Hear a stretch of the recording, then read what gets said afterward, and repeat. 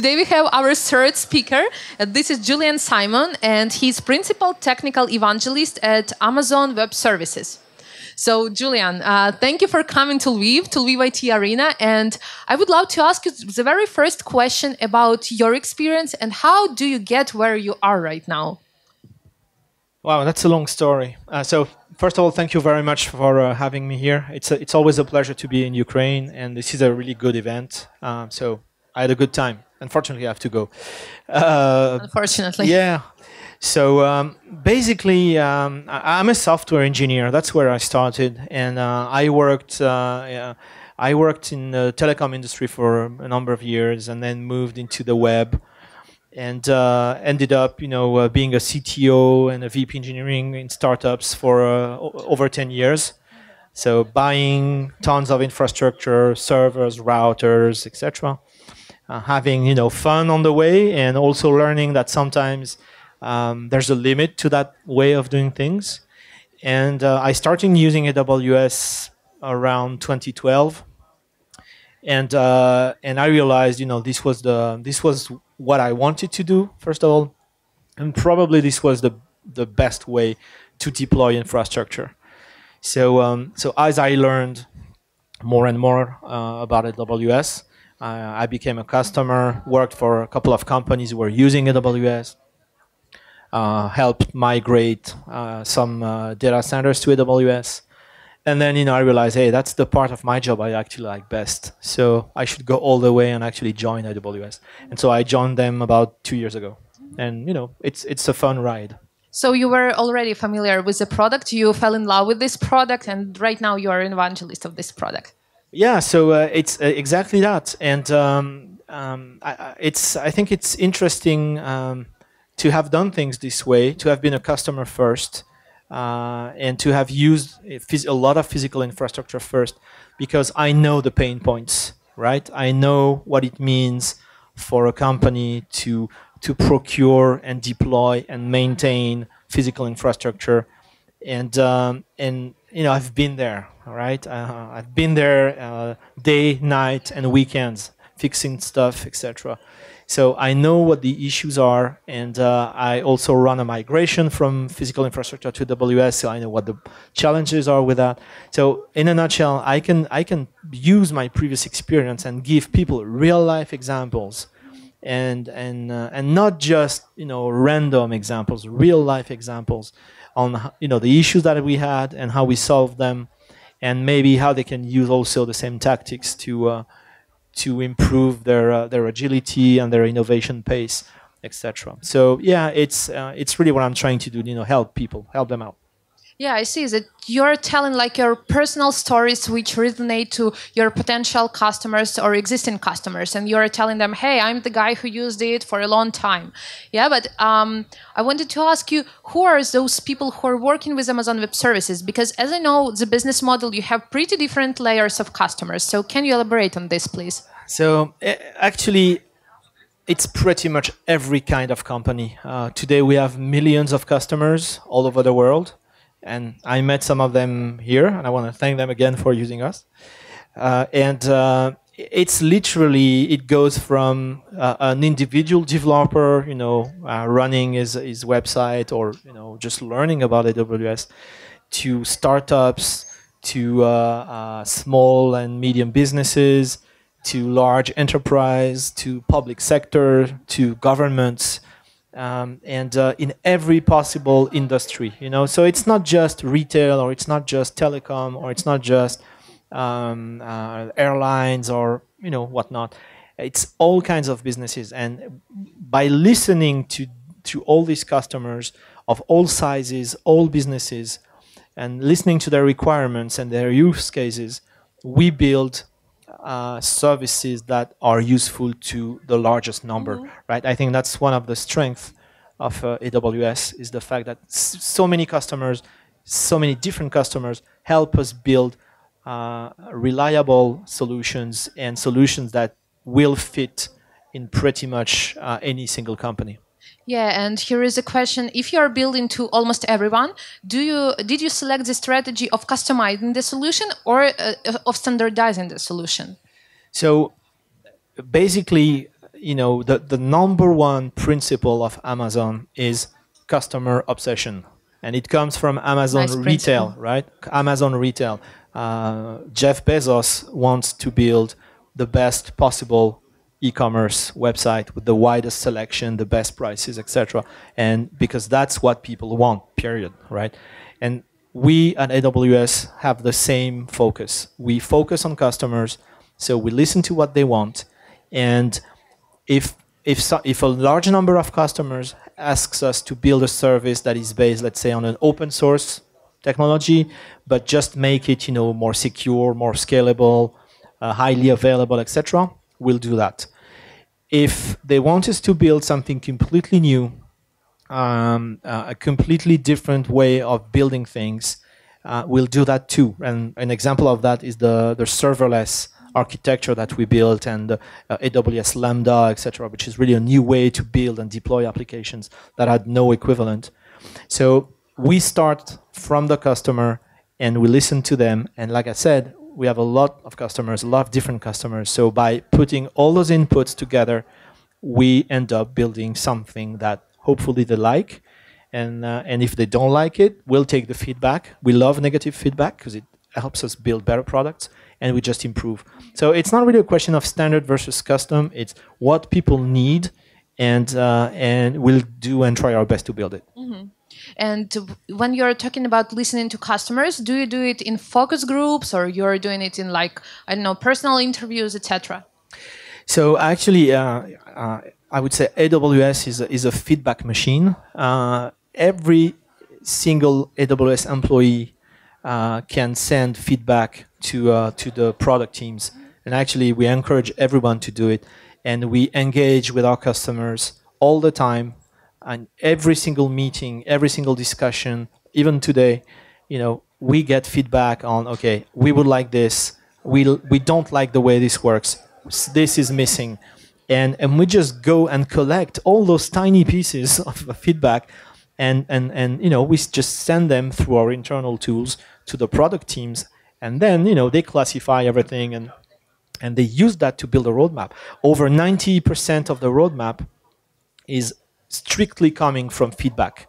So there is no AWS vision.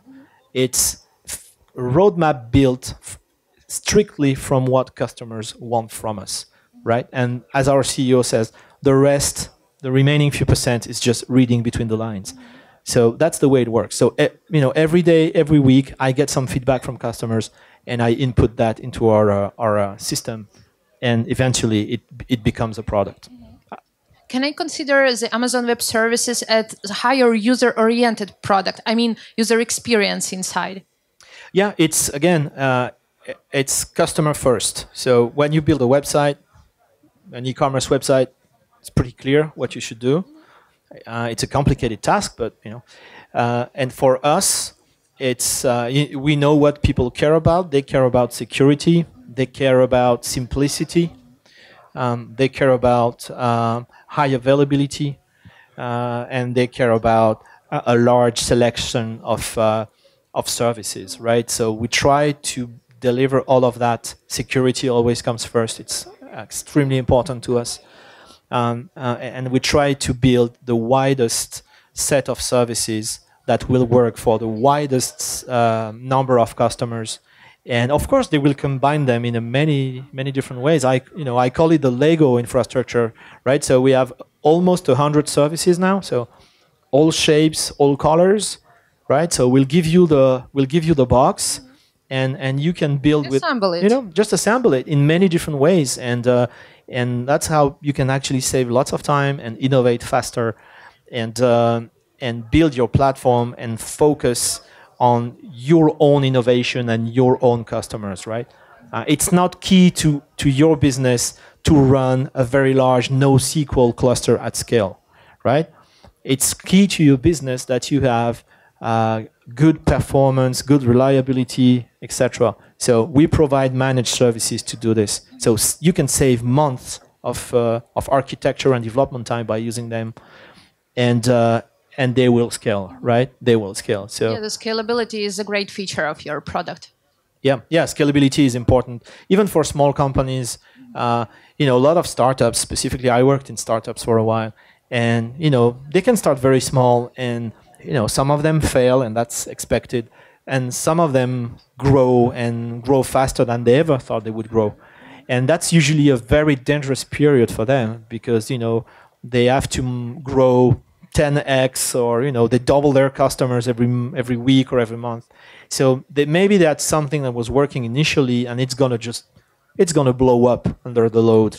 And usually that's the time when they're raising money and they have a lot of focus, a lot of pressure, and there's no way the CTO can say, "Hey, you know what? We should stop for 3 months, rebuild the platform so that it scales, and then we can grow." No, you need to grow tonight, right? And a lot of startups actually crash because they don't manage that switch very well, and we help them do that.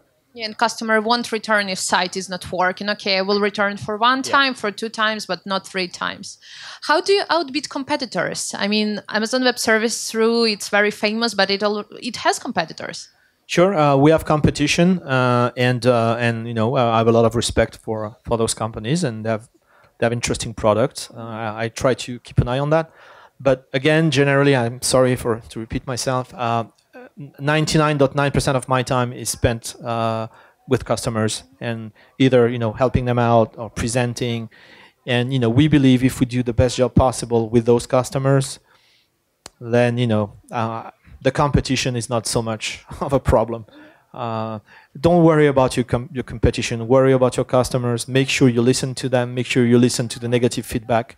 Make sure you introduce whatever they need. For example, we announced a couple of weeks ago that next week we're moving to a per second billing, right? And we were the first to announce it in the industry, when it comes to larger players, and that's a huge benefit to them, right? And I believe one of our competitors announced the same thing yesterday or the day before, and that's great. Competition is driving costs, it's driving prices down. And fine, it's we love competition, but we love our customers even more. But you're kind of setting up the market, so you're creating one feature, and then the other people should also follow it because you're already a trendsetter here. Yeah, I mean, for Lambda, for serverless, I mean, we were the first to introduce them, and then alternatives came out, and again, that's fine. It shows that. I guess our customers were right in asking for this. There is a proper need for this, so it's fine. Again, it's a huge market, the IT market. There's room for a lot of people, and may the best company win. That's the way I see it. And but we'll stick to our culture and our basics, which is customers above anything else, and again, may the best man win. And the last question here concerning your service: what is the next feature customers really want, and which is not under NDAs of the product development? Wow, that's a hard one. So as you know, we have our annual conference coming in about 2 months' time now. It's called reInvent in Las Vegas, and it's usually where we announce most of the new stuff. And you will understand it's difficult for me to give you any actual information here. I would say we see some trends that are important. I mean, serverless is really a key thing. I see a lot of customers adopting it and building complete solutions, complete platforms that are fully serverless. So I think it's reasonable to expect that we'll continue to bring new features to them. And AI is definitely important.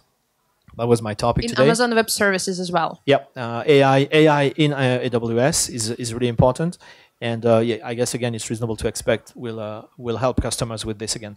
Just to give you an idea, I mean, last year, 2016, we delivered over 1,000 new features.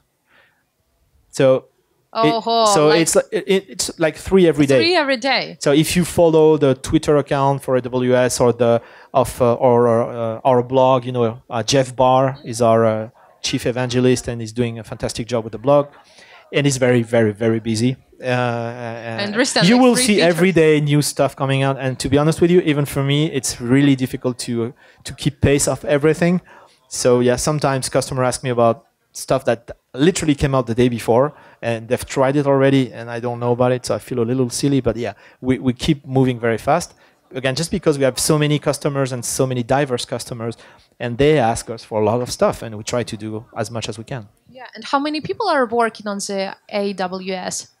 A large number. Large number. Yeah, Okay. a large number. I cannot give you numbers. I can tell you we have a lot of open positions. We have several thousand jobs opened, and if you let me use the opportunity, you should go to Amazon.jobs. We have jobs worldwide at AWS in sales and R&D and everywhere. So if you'd like to join us and help build the most customer-centric company, Amazon.jobs is the place to go. It's and a that's very the, nice that's the advertising. that's the only advertising you will get today. Okay, thank you so much. And Julien, I would love to ask you about the last thing. So here we have a lot of people will be watching us, and I mean engineers. Sure. Maybe you can tell them some inspiring phrase or saying that part of wisdom. Wow, I don't know if I'm considered a wise person. I can tell you, I've been working in IT for way too long now, over 20 years. Yeah. Wow. Yeah, well, that's great. It's been a great trip, and I'm looking forward to the next 20 years. And the only advice I can give you is learn, learn, and learn. It doesn't matter if you're fresh out of school. It doesn't matter if you have 20 years experience or more. The minute you stop learning, you're in trouble. I mean, I can really see the difference. When I left engineering school, if you knew, SQL and Unix and maybe C++, you could expect to work on large projects for a number of years. And now the pace of IT innovation is so quick.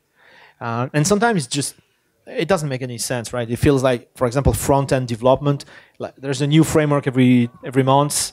So who expects companies to rebuild their front ends every month? That's a little silly, I think. So you need to look at what really matters and what it's maybe less important, but keep learning and keep investing in yourself. Even just to keep you informed on what's going on, like AI, deep learning. What does it do? What is it? Can I try it? Can I understand the basic concepts? IoT, right? What is IoT? Can I try it? I mean, it doesn't take a lot of time and a lot of resources to do it. Just buy a Raspberry Pi, just buy an Arduino. We're talking less than 100 euros here, and you can just learn and build something cool, and learn new languages, learn new platforms. If you've never looked at AWS, if you've never looked at cloud, you should, right? And look at other clouds too. I mean, keep learning every single day, and that's how you build a successful career, I think. And the minute you stop learning, then the problems start. Disaster happens when you stop learning. Thank you so much, and we will be learning a lot. I mean, here people in Ukraine, we're really learning a lot, and yeah. So thank you so much. Well, thank you, and thanks again for having me. I'll be back in Ukraine later this year for another conference in Kiev. So I'm looking forward to it. Every time I come here, it's a great welcome. People are really friendly.